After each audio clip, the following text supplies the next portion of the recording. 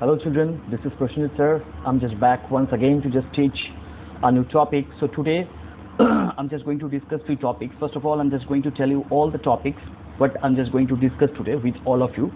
The first topic that I will discuss, revolt of the peasants and the tribal communities, I mean the marginal peoples in India.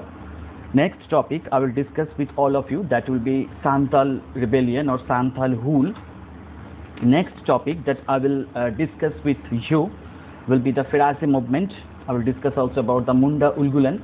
As you all know children, that from Firazi movement and from Munda Ulgulan only short questions will be there.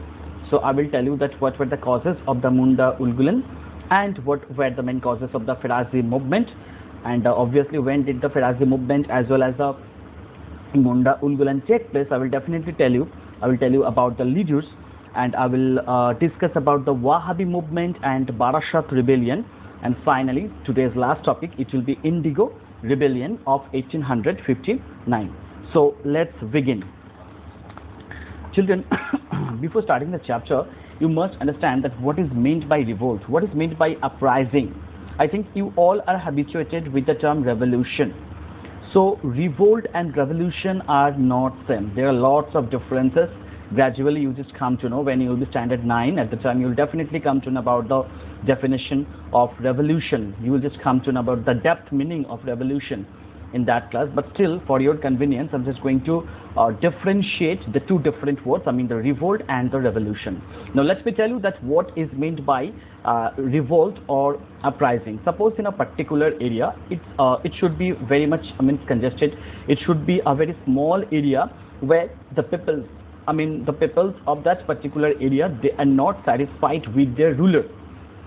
I'm just going to repeat once again children, that if suppose in a particular area, in a particular province, in a region, if the common peoples are not happy with their leaders, they are just getting discontented every day, regularly, as because some kind of extortion, tormentation or the exploitation can be there.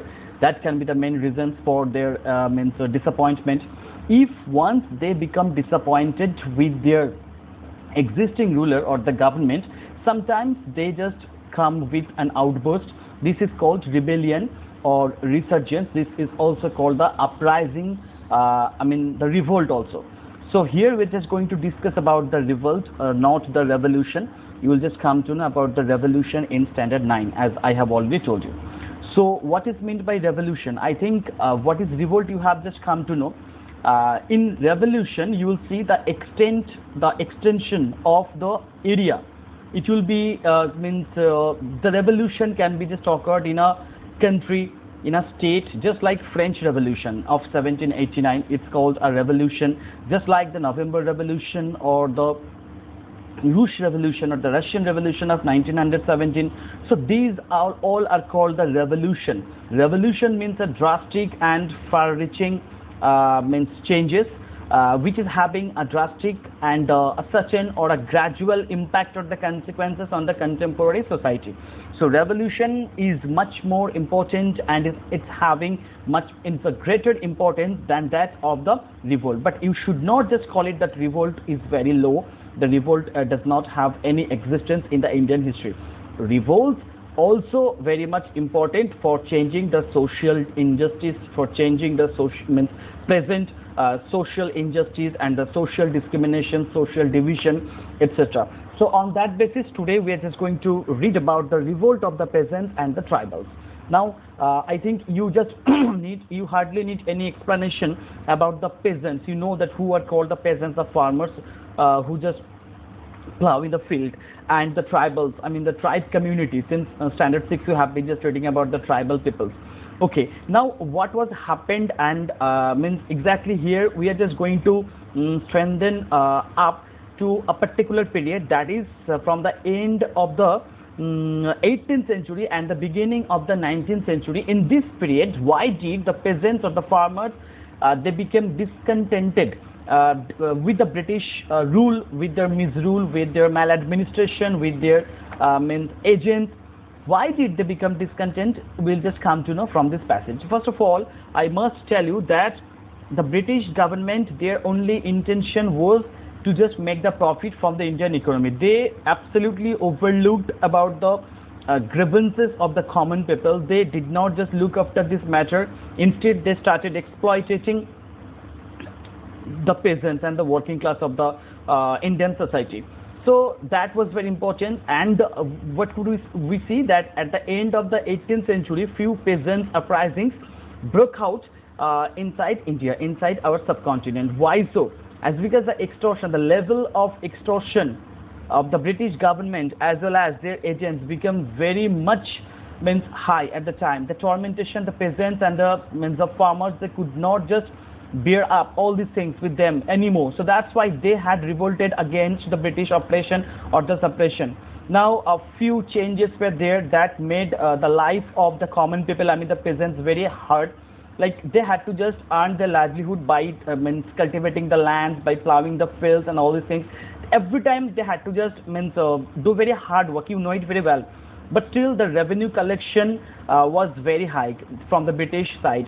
So the extortion over the common peasants or the poor peasants was not concluded or was not conducted only by the British.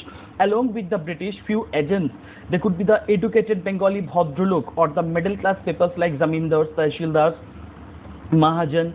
They were sometimes called the money lenders also. You know that who were called the money lenders. I have already explained that who were called the money lenders. So the agents of the British East India Company, they also started exploiting over the common peasants, and that made the situation very much difficult for the survival of the common peasants. So that's why they had just revolted against the British rule.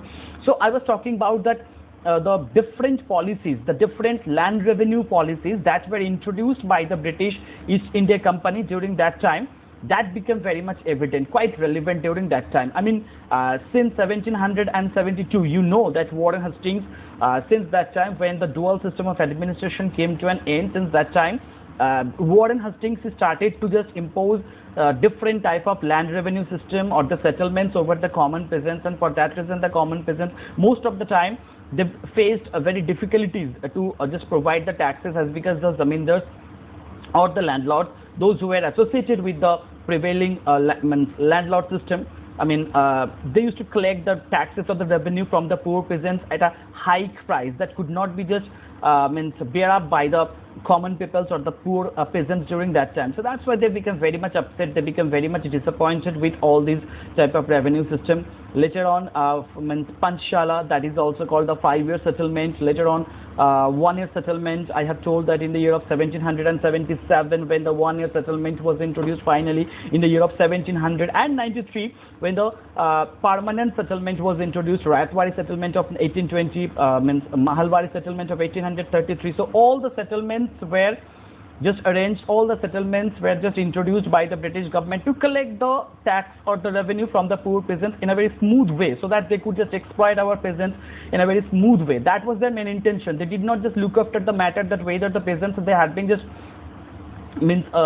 suffering a very they had been suffering under the British oppression or the tormentation. They did not just look after all this matter. Their only intention or motive was to just collect the tax or the revenue as much as they could.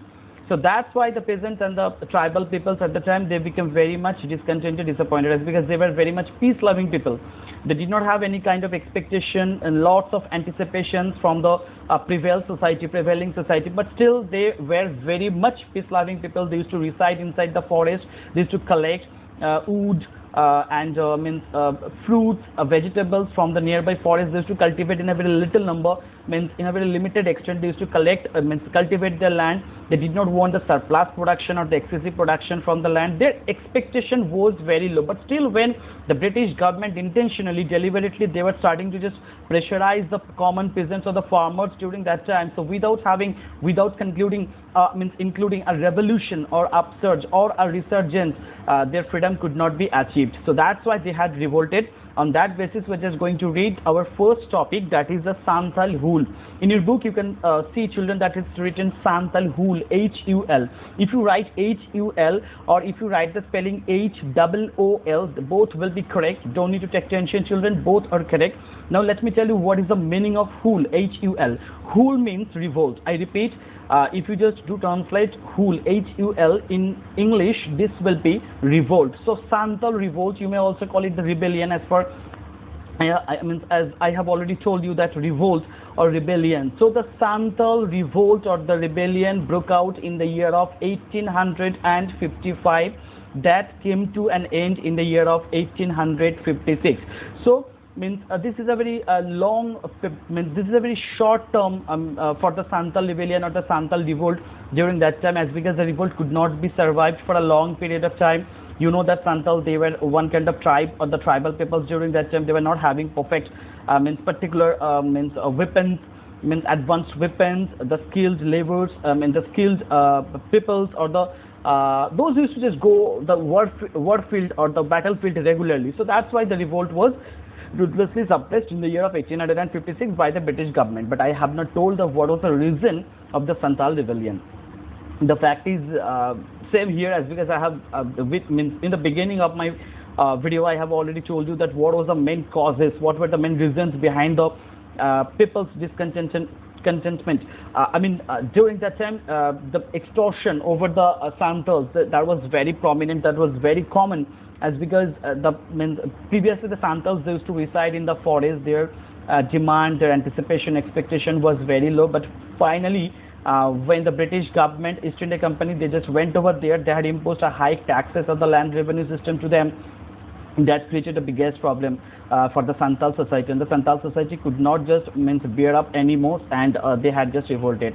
Especially in the year of 1853, when the railway construction was completed in India. You know it very well, children, as because in my railway system video I have already explained that what has happened in the year of 1853. The railway construction was completed, and when the railway construction was completed, during that time the Indian forest, forest got divided into three different parts. One is called the protected forest, reserved forest, and the village forest. So protected forest, reserved forest, and the village forest.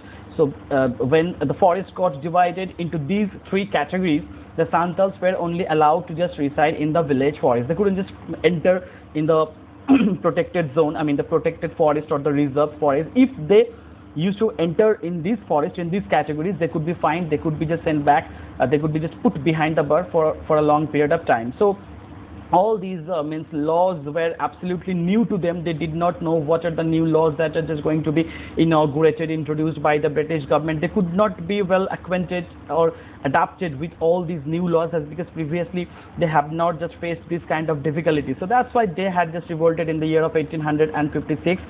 So different areas in India like Bhagalpur, Rajmahal, obviously the movement, the Santhal rebellion spread out from Rajmahal to Bhagalpur.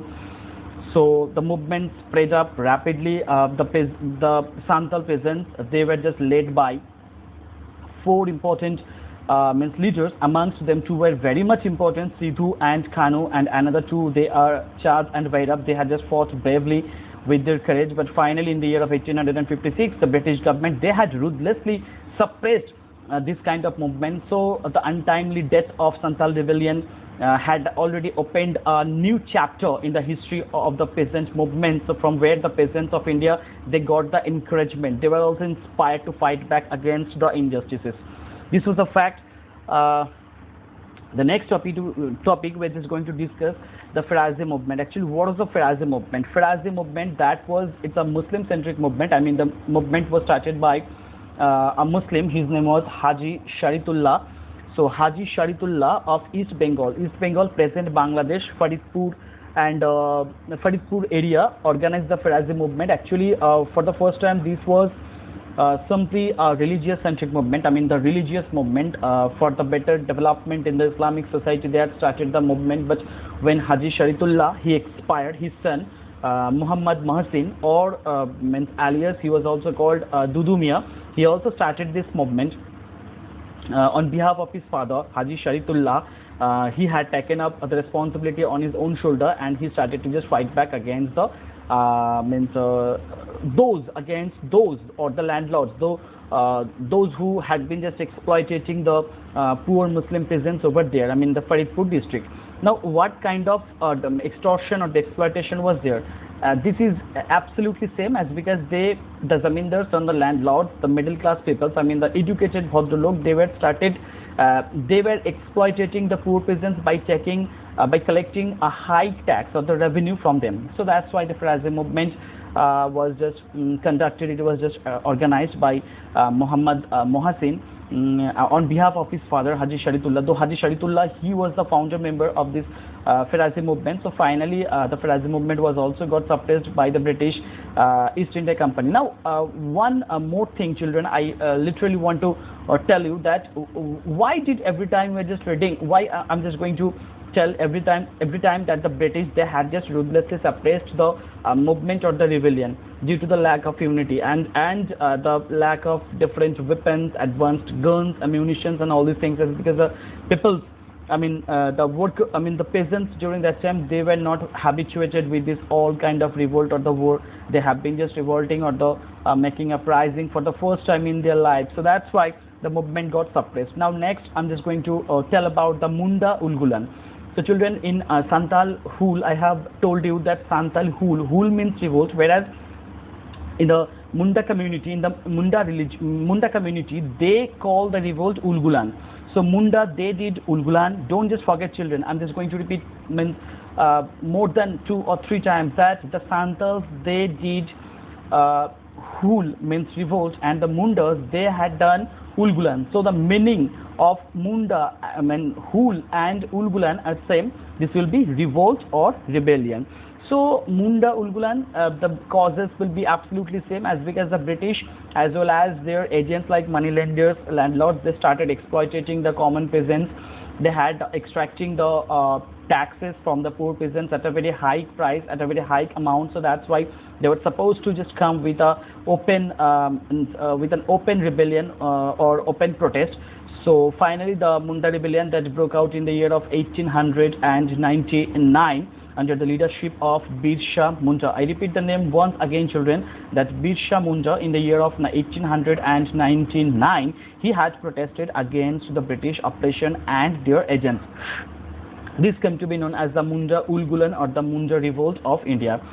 It is said to have that that person, the leader of the Mundaris, Birsa Munda, he was having a supernatural power with him. He could cure any person who was very sick for a long period of time, who was having a fever, high fever. If Birsa Munda, he could touch the forehead of that sick person, it could be gone. So this kind of myths or rumors were very common in the society, and they had started to dream that Birsa Munda is a real hero. Birsa Munda is the god of the Mundari society, and taking the help from Birsa Munda, we will definitely get back, we will definitely overcome the problems or the obstructions that we have been facing by the British suppression or their misrule. So finally, these ideas also did not become materialized. The Mundari rebellion also ruthlessly suppressed by the British East India Company and their troops. And what were the causes for the failureness of this movement? You know it very well, children, as because due to the lack of advanced weapons and guns and proper leadership and the skilled troops of the soldiers, and obviously, most importantly, the movement broke out, and the movement was just confined in a very limited extent, in a very limited region. So that's why the movement did not achieve any momentum. But still, the movement had just paved the way for the future peasant uprisings in the society. The peasants later on, they had just come to know that the Santhals and the Mundas and lots of peasants, they had just come with an outburst, and finally, though the movement was suppressed by the British government, but still the British government, they also came to know this was a serious threat to the British government. The British also came to know that the Indians are not very foolish yet. If we suppress, if we do oppress the Indians like this, one day will come when we have to just leave this subcontinent, we have to just get back to our own country. So this was a fact. Next, I will definitely talk about the Wahhabi movement and the Barashat rebellion. Now, here also Wahhabi movement was a Muslim-centric movement. Actually, the movement, Wahhabi movement, was not just started in India for the first time. The movement, Wahhabi movement, it was first started in Arab. So, a person whose name was Abdul Wahhab. So Abdul Wahhab of Arabia, he for the first time started this movement, and in Arabia this was absolutely a religion or the religious centric movement. What kind of movement it was?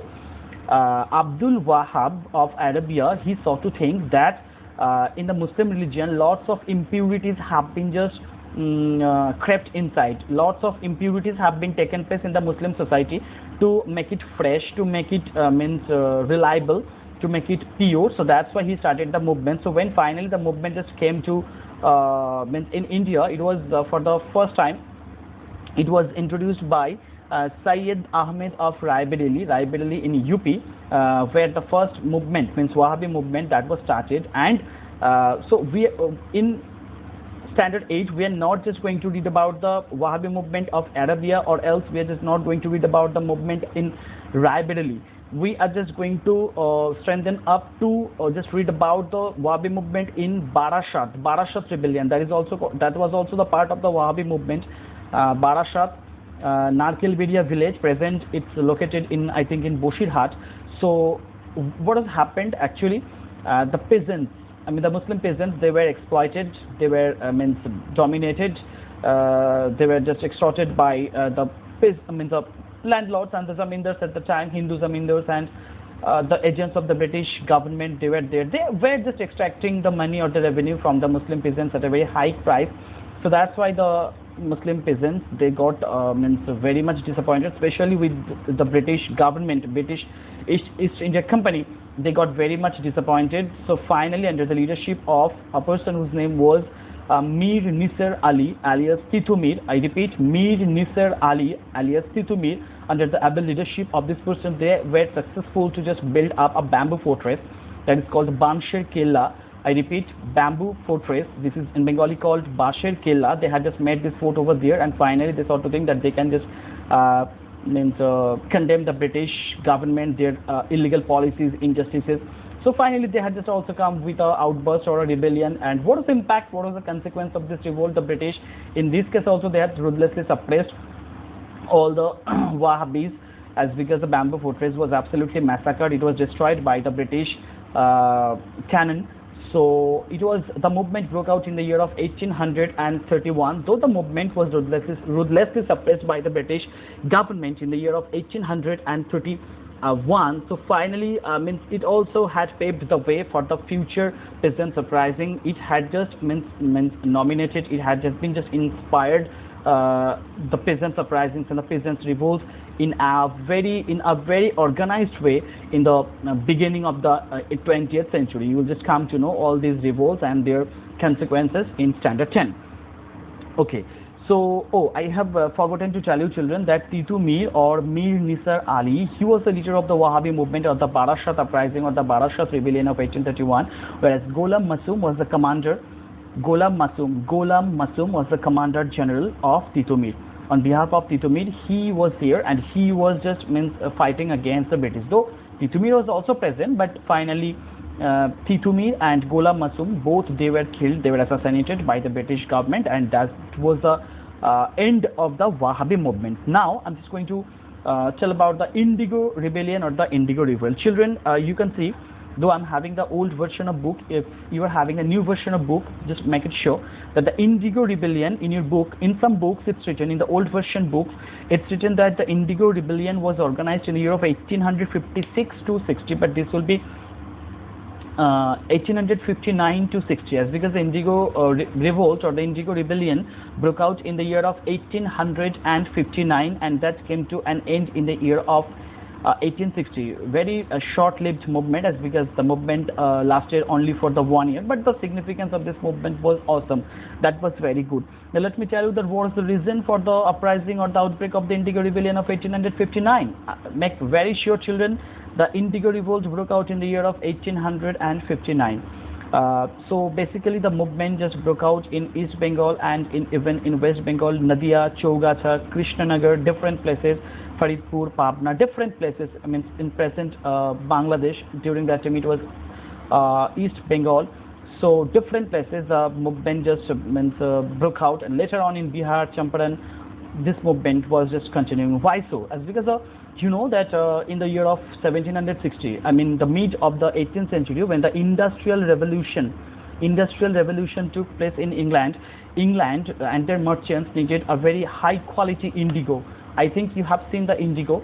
Indigo, it's a small pieces of color which can be just easily mingled with the water, with the absorption of the water, it can just still keep give the brightness of any white shirt, especially the white shirt. You can just also use for the other colored shirts also, or the different kinds of garments also. But to just keep the brightness of the white color shirt, you can just give the indigo inside the water when you are just going to pour or sinking the indigo inside the water. And finally, if you just sink your t-shirt or anything, any cotton garments or cloth inside the bucket, you will feel that it's shining. The brightness of the white shirt, a white colored shirt or white dress, which will be very much shining. So the indigo was very much necessary. It was not only important for the English East India Company. It was important. It was necessary for all the European peoples, those who were just exercising, those who were just using the British clothes. So the British, for the first time, they found that the cultivation of indigo is very difficult in their own countries, because the fertility of the soil was not suitable for the indigo cultivation. So that's why they were just searching a new place, and India was such a place where the indigo could be just yielded rapidly, and as because the cheap labor and the availability of water, the perfect the fertility of the soil, that became very much suitable for the development and for the yielding of these crops, the indigo. So that's why the British East India Company, especially the indigo planters, those who came to India, they were known as the indigo planters. They used to force the Indian peasants to cultivate or to yield the indigo instead of paddy, sugarcane and all these crops. It is said to have by the Indian historians that if the Indians were not forced by the indigo planters to cultivate or to yield the indigo inside our subcontinent, instead of the cultivation of indigo, if they could cultivate rice, paddy, sugarcane, anything else, that could be very much lucrative for them. But the British planters, as because they needed it, so that's why they were very determined. They sort of think that by hook or crook, we really need this thing. We really need the indigo, because we have to just export the indigo to all other regions, all other part of the European continent. So that's why they had started pressurizing. They had put a pressure upon the indigo cultivators, and finally the indigo cultivators, they were forced to cultivate all those indigos for them.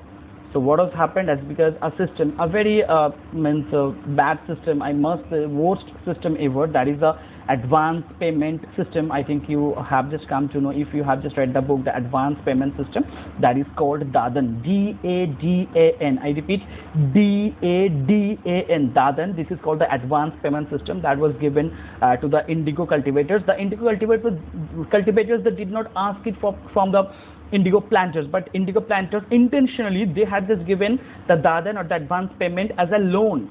So as a loan, they had taken the debt from the indigo planters, and after the completion of the indigo cultivation, they used to come to the indigo cultivator, and they had just asked for the crops.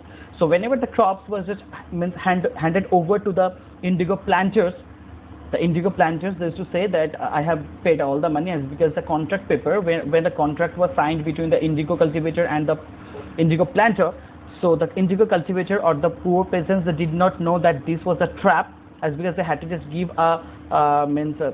this kind of thumb impression over the paper or the contract paper. So where it was written that all the money has been just paid by the British indigo planter to the indigo cultivator. So later on, when they used to just pay the they used to just give the crops, the indigo, they used to just hand over the indigo to the indigo planter. They did not get their own benefit. So in this way, the indigo cultivators were exploited for a long period of time. So finally, in the year of 1859, two prominent leaders under the able leadership of Digambar Biswas, Vishnu Charan Biswas, the indigo planters, they had just revolted against the indigo planters in the year of 1859, but within a very short period of time, the movement untimely died, as because in the year of 1860, the movement was absolutely curbed down by, it was absolutely just massacred by the British. It was destroyed by the British East India Company. I think that I don't need to just say anything about the reasons of the failureness, because you know what were the causes of the failureness of these kinds of movements that were just started since the very beginning of the, or in the mid of the 19th century. So Indigo movement, Indigo revolt also just paved the way for the future reference, for the future peasant uprisings. The peasants also, they got means inspired from this. But from the Indigo revolt, or from the Indigo rebellion or the revolt, one thing was just created. I mean, the British government, they were supposed to create a new law for the indigo cultivators, and Indigo Commission was set up. This is very important, especially for Standard 10, that Indigo Commission was set up in the year of 1860. This was, in fact, this was a consequence or the outbreak of the Indigo revolt or the rebellion of 1859. So in the year of 1860, when the Indigo rebellion or the revolt came to an end, in that particular year only, Indigo Commission was set up, and Indigo Commission, they had clearly stated, they had clearly just told that from today onwards the indigo cultivation will be continued in India, but the consent should be taken from the respective peasants, whether they are interested to just cultivate or to yield the indigo or not. If they are not interested to cultivate their land